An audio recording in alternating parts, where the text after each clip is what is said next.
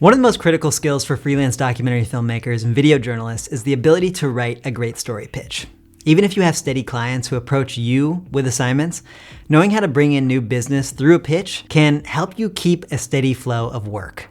So in this video, I'm going to share 18 steps to pitching, which I developed not only as a freelancer myself, but also as someone who has worked on staff for Insider's news and documentary team, where I fielded tons of pitches. We'll start with steps for pre-pitch research, then move on to the ingredients of a good story pitch. And finally, we'll wrap up with how exactly to write it. Hey there, my name is Austin Meyer. I am a freelance documentary filmmaker based in Oakland. I am also a National Geographic Explorer, and on this channel, I share the field-tested skills, mindsets, and lessons that have helped me on my journey as a documentary filmmaker. As we talk about pitching today, our focus will be on pitching editorial outlets, rather than pitching streaming platforms or large commercial clients. However, the principles I go through do remain the same for those contexts. And I know that pitching can seem like a catch-22. You gotta have experience to get stories published, but unless you get some stories published, you don't have experience. This frustration is something that I have felt in the past, and it was perfectly summed up on a recent consulting call I had, and I wonder if this resonates with you. I have the exact career, I can see exactly what I want. I have no idea how to get there. And I'm trying to reach out to millions of publications right now, pitching and pitching and pitching. I'm exhausted. Everyone just says, oh yeah, this is what you do. You just pitch and you pitch and you pitch until you're exhausted. Well, when do they say yes? If that sentiment resonates with you and you're looking to get to that yes, here are 18 steps to do so. Starting with our first category, pre-pitch research. And our first tip within that category is to understand the publication's niche. This has to be the first tip because contrary to what we'd all like to think, the story we're pitching is not a fit for most publications, especially for us filmmakers and video journalists. Out of all the editorial outlets, there are genuinely very few that even have a place for short documentaries. When you find the ones that do, immerse yourself in the publication. Study their video work, notice their tone, editing style, and the kind of content they prioritize. When I worked at Insider, we covered breaking news, but then we also did human interest short documentaries that fit into a variety of show formats. The freelancers who sent me great pitches knew about our shows, our formats, and then could write their pitch with those specifics in mind. The second step is to understand editorial requirements. Familiarize yourself with the publication's editorial standards and ensure that your video or idea aligns with their guidelines. Like, how long are their videos? Is there a heavy reliance on interviews with experts, or is it a more scene-based production? Is there narration? Is it cinematic? Find the outlet whose editorial style matches that of your project. Step 3 is to check the archives. Before you send a pitch, do a Google search to see whether the publication has done a story on this before. If they have, trust me, they will know, and your pitch will be rejected. If your search turns up a similar story from the past, see if there's a way to frame your pitch as a build on what they've done before. Can your story offer a new angle on a theme that was already successful for them?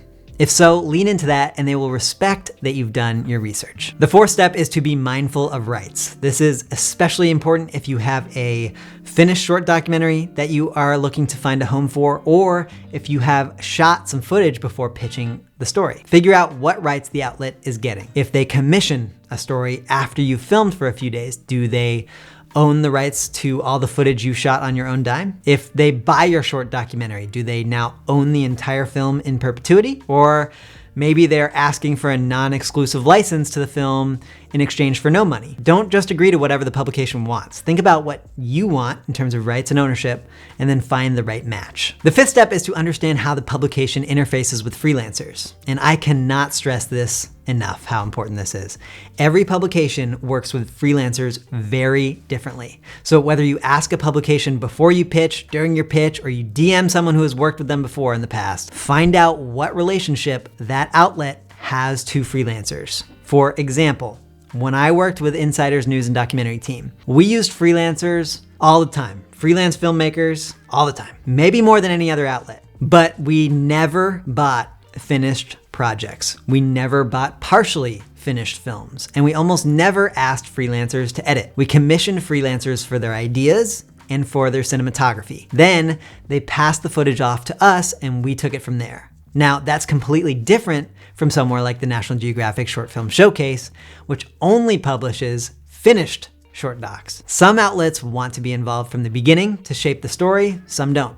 Many outlets don't work with freelancers at all and do all their video work in-house. As you start to pitch, ask the outlets you communicate with, how do you work with freelancers? They will tell you. Now, once you've done your pre-pitch research, it's time for the second category, ingredients of a good pitch. So let's move on to step 6, know what your story is. Most editors are willing to take a chance on a great story idea, even from a new filmmaker, but they can't help you if you don't know what your story is. The most common variant is this: hi, I'm a filmmaker or journalist and I'm interested in covering blank topic. Well, that's awesome that you're interested, but what's the story? Another version of this is a super long email pitching a look, exploration, or deep dive into a topic.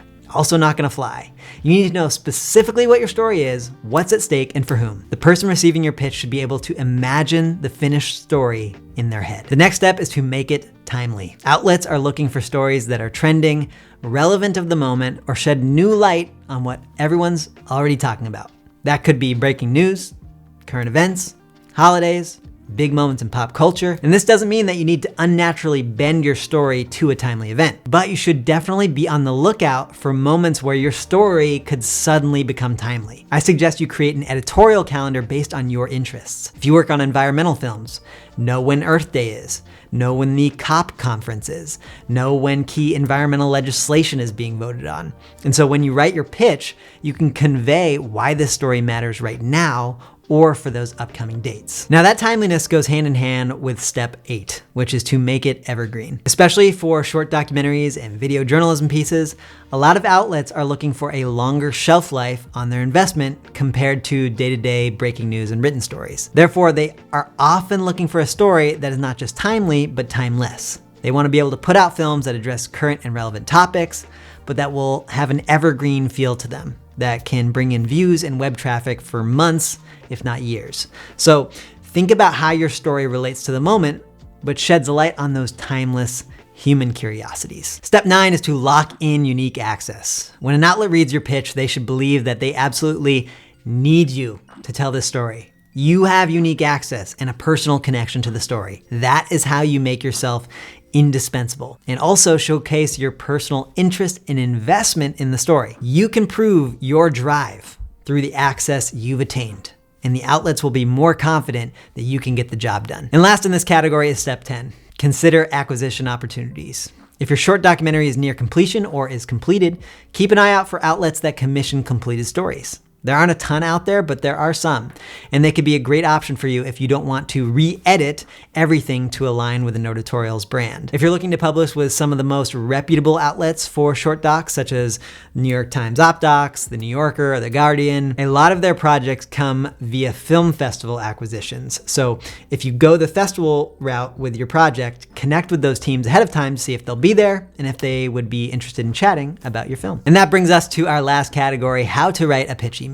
The first step in this category is to identify the right person to pitch to. Some publications make this tricky to find, others make it very easy. Some publications have general pitch inboxes or submission portals. Others have particular editors for a given section. But spend the time finding the right place or person.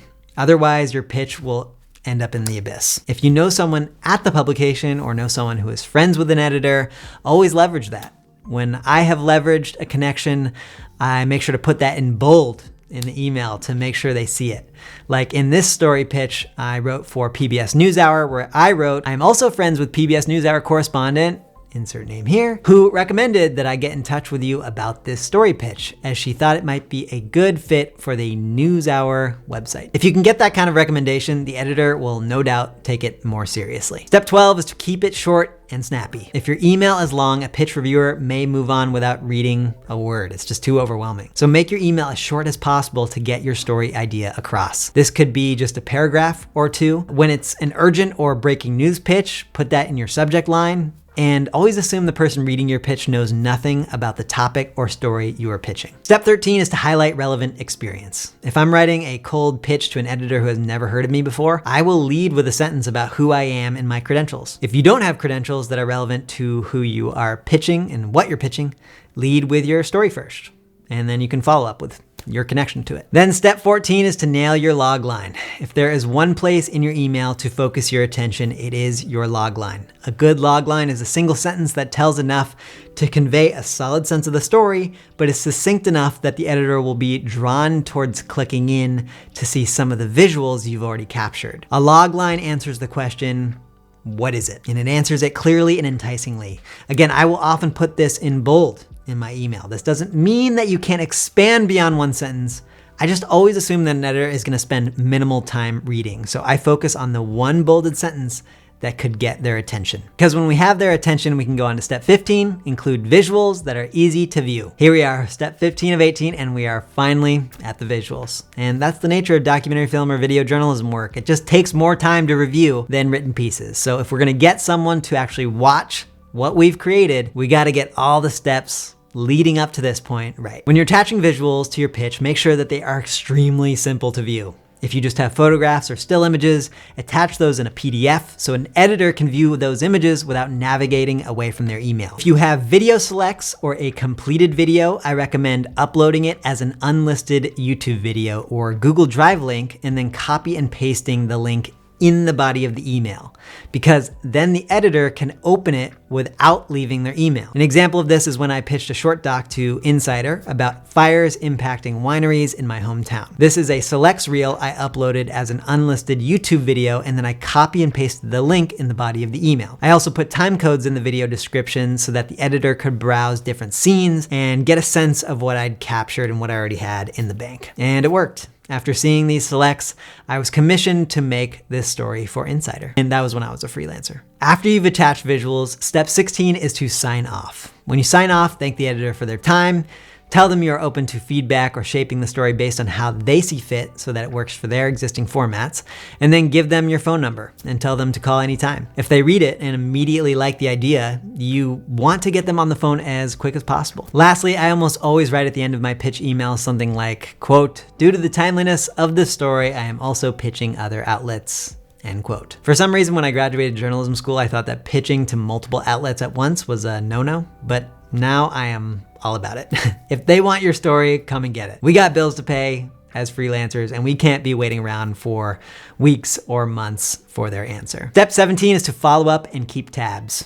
Don't follow up right away, but do follow up eventually. Depending on the timeliness of the story, I usually give it about a week.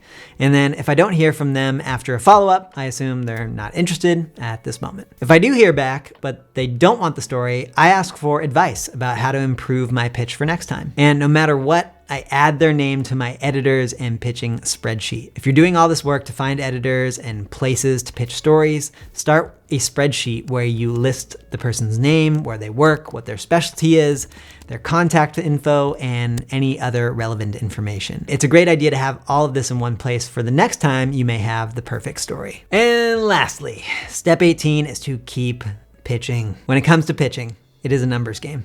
You will get rejected most of the time. Try your best not to get discouraged. Pitch, ask for feedback, and go again. As I once heard from a National Geographic commissioner, the people who work with us most often are the ones who pitch the most stories. So my encouragement to you is just keep taking swings. And with that, we are done.